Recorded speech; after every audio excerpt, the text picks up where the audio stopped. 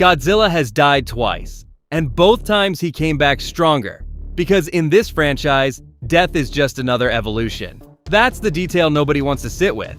The Godzilla standing over a wrecked Rio de Janeiro at the end of Godzilla x Kong is not the same animal that dragged itself out of the Pacific in 2014. It is a different tier of creature entirely. The end product of at least 6 separate evolutionary events, each one bolting on a power threshold the previous form physically could not survive. Every single one of those forms is getting ranked right now, weakest to most lethal. Base, supercharged, burning, evolve. The theoretical peak the films are obviously building toward. And the one monster grown from Godzilla's own stolen cells that technically isn't a Godzilla at all. The form sitting at number 1 is going to start a fight in the comments, because it is not the pink one every thumbnail screenshots. Half of you will hate the top spot. Good. That reaction is the entire reason this ranking exists. Here's the thing most ranking videos get wrong before they even start. They treat Godzilla like a character with costumes. He isn't. Godzilla is a Permian-era apex organism that metabolizes radiation the way you metabolize oxygen, and his body physically rewrites itself based on how much energy it's holding. His forms aren't outfits, they're energy states. A starving Godzilla and a redlining Godzilla are not the same weight class, and pretending otherwise is how you end up with a wrong answer. So this ranking runs on one metric, peak destructive output, with stability as the tiebreaker. How much damage can the form do, and can the body survive doing it? That filter cuts through every Reddit argument in seconds. The canon we're pulling from is the entire Monsterverse spine. Kong, Skull Island, set in 1973. The 2014 film, the day the public learned Titans were real, G-Day. King of the Monsters in 2019.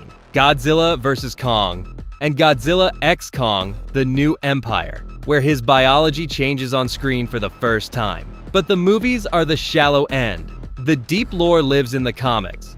Godzilla, Awakening, Aftershock, Dominion, and those pages hold the single most important fact for this entire ranking. Godzilla is old enough and has healed from enough that the version you are scared of today is nowhere near his ceiling. We build him from the floor up, or the Depleted State. Twice in canon, Godzilla's body has hit empty. End of 2014. After decapitating the female Muto by prying her jaws open and firing atomic breath straight down her throat, he collapses into the rubble of San Francisco and lies there like a corpse, until he simply gets back up and walks into the sea.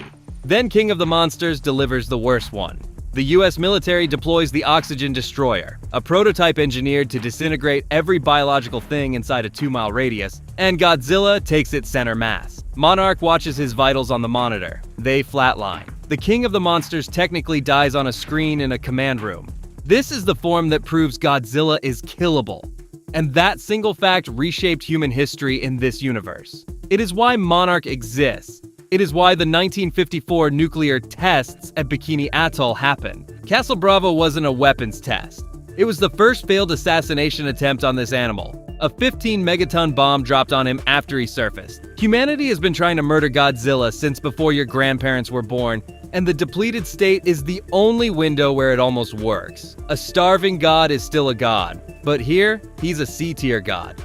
And you only ever see him in this state for a few minutes before the body claws itself back online. Because the second you give that empty tank fuel, you don't get the animal back. You get something the entire planet has to answer to. Baseline Godzilla, 2014. This is the model everyone pictures. A swimming continent of muscle and armored bone. Atomic breath that runs cobalt blue and superheats the air on the way out. In 2014, this form solo killed 2 Mutos, and the female outweighed him and was actively winning with her mate's help. He finished her anyway. Understand what baseline means in this franchise. Baseline Godzilla is the version that needs 0 special circumstances. No power-up, no nuke, no dying and returning. And it is already the most dangerous land animal the planet has produced in 250 million years. The Mutos were not pushovers. The male generates an electromagnetic pulse that can black out an entire coastline and ground every aircraft humanity owns. The pair nearly buried him through sheer coordination. Baseline Godzilla beating them isn't a flex. It's the price of admission to even be on this list. 2014 wasn't his first Muto war. The Aftershock comic confirms a monster called Muto Prime, the ancient parasite that birthed the entire species. and it killed Godzilla's direct ancestor, a titan named Dagon, by laying its eggs inside his living body and hollowing him out from the inside. The 2014 Godzilla is the last survivor of a hunted bloodline. Every fight you watch him win is personal. Baseline is the standard, but standard is just what he looks like before humanity panics and does the single dumbest thing it possibly can: feed him. Supercharged Godzilla, 2019. Godzilla has just fought King Ghidorah, an alien titan, and lost. Then he ate an oxygen destroyer on top of it. He is done. So Monarch makes a desperate, insane call. Find him in the Hollow Earth, where he's been hiding in a sunken ancient city, and detonate a nuclear warhead next to him to restart the engine. Dr. Ishiro Serizawa carries the bomb in by hand, places it beside a dying, sleeping Godzilla, presses his palm to the scales one last time, and detonates himself along with it. The radiation doesn't just heal Godzilla, it overcharges him. This is the form that flips the franchise's entire relationship with nuclear weapons. For 70 years, humanity's answer to Godzilla was more megatons. Serizawa's death proves the opposite. Radiation is his food, and a warhead is a protein shake. Supercharged Godzilla glows from the inside out, his dorsal plates running molten, and he marches across the seafloor and rises into Boston, radiating so much heat the harbor boils off his back. He has stopped defending territory. He is hunting a god. But Supercharged is still just a charge, a tank top past the red line, temporary by nature. The next time Godzilla's body changed, it didn't drain away when the fight ended. It stuck, and it turned him pink. Evolved Godzilla. Godzilla x Kong, the new empire. Godzilla starts behaving wrong. He's attacking other titans unprovoked, draining them. He kills Tiamat, a serpentine sea titan whose Arctic lair sits on top of a colossal radioactive reserve, and drinks it dry. Then he does something no version before him has ever done. He travels to Rome, curls up inside the Colosseum, and goes to sleep.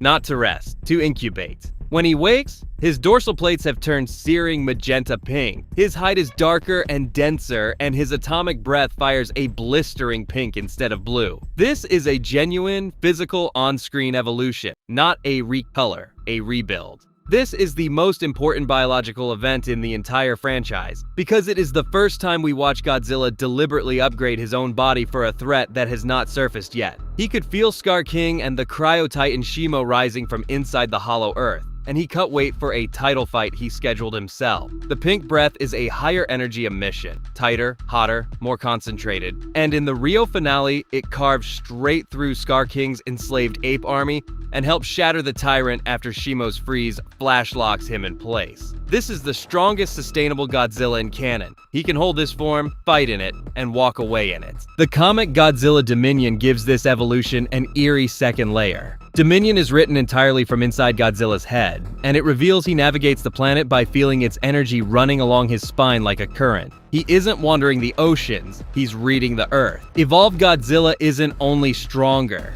he's more aware. He felt the new empire's invasion coming before a single human instrument detected it. So if evolved is the strongest form he can sustain, why isn't it number one? Because strongest he can survive and strongest he has ever been are two completely different questions. And the answer to the second one happened years earlier, in Boston, and most of you have already stopped thinking about it. Burning Godzilla. Back to 2019. Ghidorah is winning. Mothra, in her last act, throws herself into the alien dragon and is ripped apart. And as she dies, her energy floods into Godzilla. Stacked on top of Serizawa's nuke still cooking inside him, his radiation hits critical mass. His skin splits open with molten orange light. His entire body becomes a thermonuclear reactor sitting one heartbeat from detonation. Monarch's red on it is blunt. He is about to melt down and take the eastern seaboard with him. Then he weaponizes it. He pulses. One thermonuclear shockwave that radiates outward, incinerates the lesser titans kneeling nearby, vaporizes Ghidorah's front, and softens the king for slaughter. He grabs the dragon by the necks and pumps round after round of thermonuclear energy into it at point-blank range until two heads burn away, then disintegrates the last one with a final lance of atomic breath.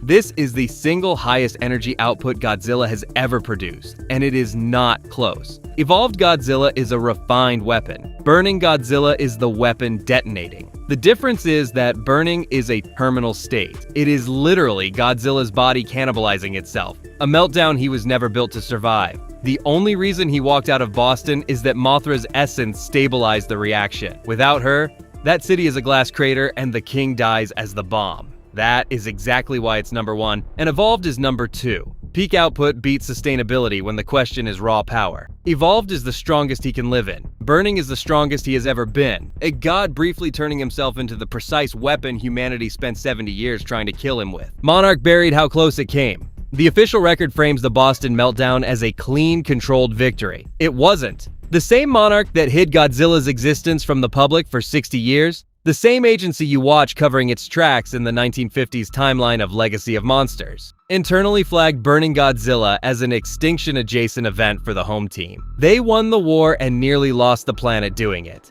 So that's the canon ladder, floor to ceiling, which leaves 2 monsters that don't fit on the ladder at all. One that hasn't happened yet, and one that was never even his. The unanswered form.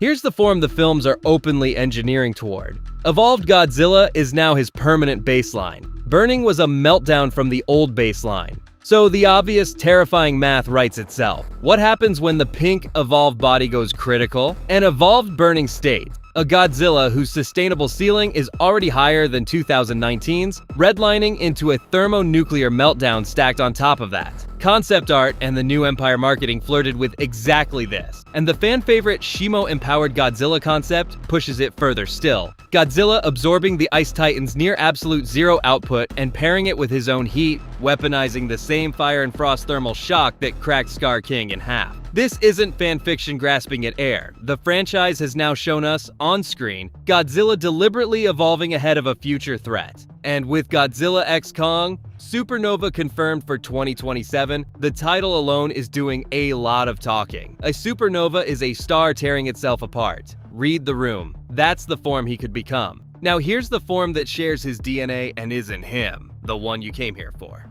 Space Godzilla. Straight up, Space Godzilla is not a Monsterverse form. He isn't even technically a form of Godzilla. He is a Toho creation from the 1994 Heisei film Godzilla vs. Space Godzilla, a completely different continuity. But he earns his place in this ranking for one reason that no other entry can claim. He has grown directly from Godzilla's own cells. The origin is one of the most unhinged in the entire franchise. Godzilla's cells, G-cells, got flung into deep space. Most likely carried off either on Mothra after a battle, or inside the spores of Biollante, another Godzilla clone who dissolved into space dust. Those cells fell into a black hole, fused with crystalline alien organisms, absorbed the raw radiation of exploding stars, and got spat back out of a theoretical white hole as a 120-meter, 80,000-ton crystalline doppelganger. Sentient, malevolent, with a single hardwired goal: find the original Godzilla and kill him. And on Raw Arsenal, Space Godzilla makes every Monsterverse form look conventional. He flies through deep space unaided. He fires a corona beam, a coiling energy blast that knocked Godzilla out cold the first time they met. He's telekinetic. The 2 crystal spires on his shoulders let him hurl skyscraper-sized shards and lift Godzilla off the ground with his mind alone. He raises crystal towers to siphon cosmic energy and builds himself a combat field where he warps gravity and electromagnetism at will. In their first fight, he didn't just beat Godzilla, he beat him, locked Godzilla's son in a crystal prison, and walked away. So, where does he rank? He doesn't, not on the same axis, and any channel handing you a clean number is lying to you. Different continuity, different physics, different rules. But play the matchup you actually want. Space Godzilla's one true weakness is those shoulder crystals. Destroy them and his entire power supply collapses, which is exactly how Godzilla and the mech Moguera finally put him down. Now picture a pink, evolved Monsterverse Godzilla aiming that concentrated breath at 2 glowing crystal targets the size of office buildings. That's a fight. That is genuinely a fight. And it's the crossover this entire fanbase would lose its mind over. So here's what should keep you up tonight. Evolved Godzilla is now his floor, not his ceiling. The next film is literally titled Supernova, and the only direction this animal has ever moved is up. Every death, every nuke, every dying god he has absorbed has made him worse for everything forced to share a planet with him. The version that ends this franchise is a monster we have not seen yet, and the films are spelling out its name one syllable at a time. The throne isn't settled. It's loading. Subscribe right now, because the next breakdown maps exactly what Supernova is about to unleash, and you do not want to be the last person in the comments to find out what's coming for the king.